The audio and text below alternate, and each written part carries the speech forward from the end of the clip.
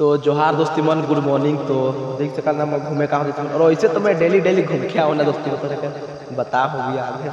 तो देख सकल दोस्ती मन एकदम तो छोटा सा गाना यदि लगे अपना दोस्ती मन सुना तो अगर अच्छा लगे तो जरूर लाइक लो, कमेंट मन करवा दोस्ती मन, ना भूला बात। तो चला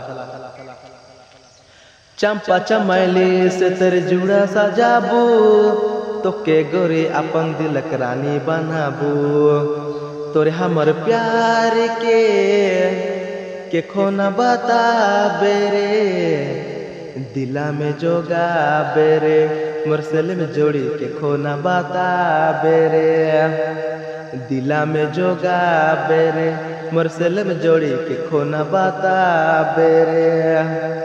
चंपा चमेली से तेरे जुड़ा सजाबू, तो के गोरी अपन दिलक रानी बनाबू।